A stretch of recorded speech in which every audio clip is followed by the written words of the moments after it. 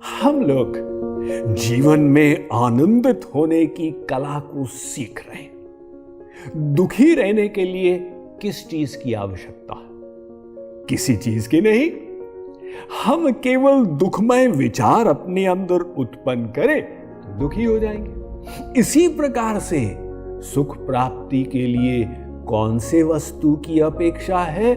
किसी की नहीं। मात्र सुखमय विचारों की वृद्धि अंदर करें तो आंतरिक आनंद में झूमने लग जाएंगे।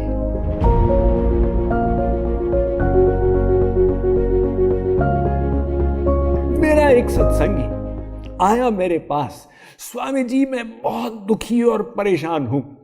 मैंने क्या हो क्या गया?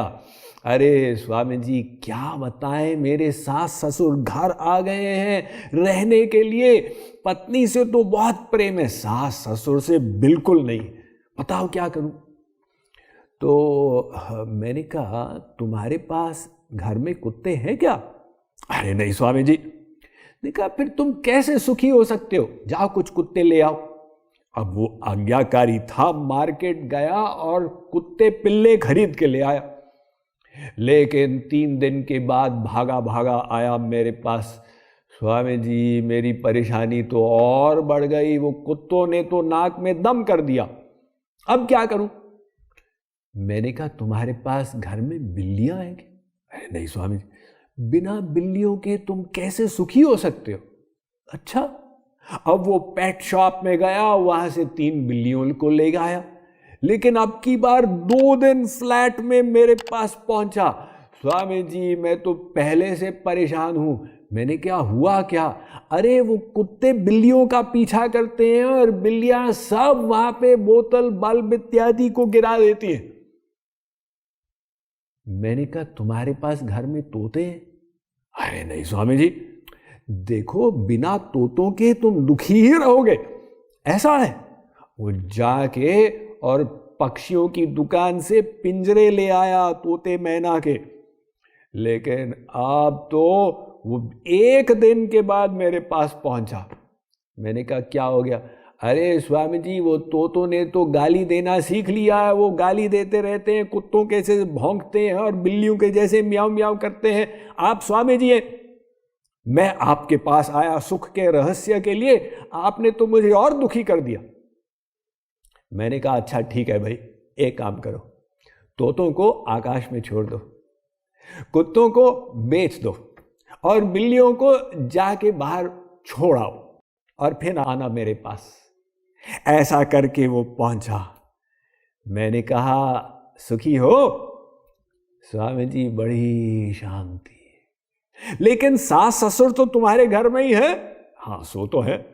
तो उसी परिस्थिति में तुम पहले दुखी हो रहे थे, अब सुखी हो रहे हो, ये अंतर क्या आ गया? उसको विचार आया बात तो सही है, परिस्थिति मेरे दुख का कारण नहीं थी। तो ये दुख के विचार क्यों आते हैं और उनको सुख के विचारों में परिवर्तित करने का रहस्य क्या है, इसको समझिए। एक नवविवाहित स्त्री पति किराए पर घर लिए हुए थे, बैंक से लोन लेकर। अब पत्नी हाउसवाइफ थी और पति नौकरी करता था। लेकिन लॉकडाउन हुआ, उसकी नौकरी गई और वो किस्तें नहीं दे पा रहा था। बैंक ने नोटिस दे दिया कि 10 दिन के अंतर्गत यदि हमको इंटरेस्ट नहीं मिला तो ये घर वापस ले लिया जाएगा। अब स्त्री पति को चिंता लग गई कि 10 दिन के बाद हम सड़क पे चले जाएंगे। अब क्या करें, अब क्या करें, अब क्या करें? तो 7 दिन के बाद उसे नौकरी मिली। वो कहता है हे भगवान तू कितना दयालु है, मेरे पास घर है रहने को। वो घर उसके पास पहले भी था, लेकिन भगवान को कभी धन्यवाद नहीं दिया था। अब जब वो छीनने वाला था और नहीं छिना तो उसे अनुभूति हुई, भाई देखो मेरे पास क्या है। तो हम लोग भूल जाते हैं हमारी ऊपर कितनी कृपाएं हैं भगवान की। इसलिए छोटी छोटी बातों पर हम लोग मूड ऑफ करके दुखी बन जाते हैं।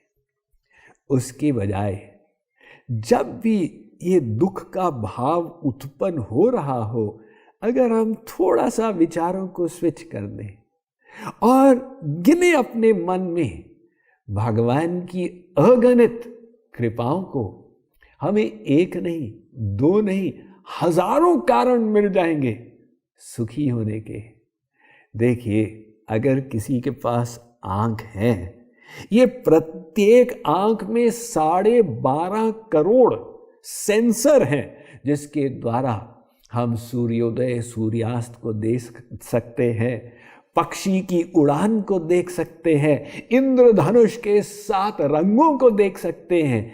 क्या ये भगवान की कृपा नहीं है? हम सब के पास ये 2 कान हैं, प्रत्येक कान में 24,000 ट्यूब फिट हैं, जिसके माध्यम से हम 20 हर्ट्ज से लेके 20,000 हर्ट्ज की फ्रीक्वेंसी में आवाज़ों को सुन सकते हैं। जब वायु पत्तों को हिलाती है उसकी आवाज़, जब तरंगे पत्थर पर गिरती हैं उसकी आवाज़, जब बच्चे तोतली भाषा में बोलते हैं उसकी आवाज़। क्या ये भगवान की कृपा नहीं है? अरे, हमें केवल रियलाइज करना है। इसे कहते हैं कृतज्ञता का भाव, द सेंटिमेंट ऑफ ग्रैटिट्यूड। तो यदि हम अपने विचारों को सुखमय बनाना चाहते हैं, जीवन में अभाव जो है उसको सोचने के बजाय जो भगवान ने हमको दिया उसे फॉर ग्रांटेड लेने के बजाय हम उसमें प्रभु की कृपा का हाथ देखें और तब हम कहेंगे, हे प्रभु, मैं इस योग्य ही नहीं था, जितनी कृपा आपने मेरे ऊपर कर दी, आपका लाख लाख धन्यवाद। तो आज हमने आनंदित रहने की ये तीसरी कला को सीखा। कृतज्ञता के भाव को हृदय में उत्पन्न करो। इसके आगे और कौन से सूत्र, यंत्र, ज्ञान बिंदु, टेक्निक है, इन पर हम आने वाले प्रवचनों में विचार करेंगे।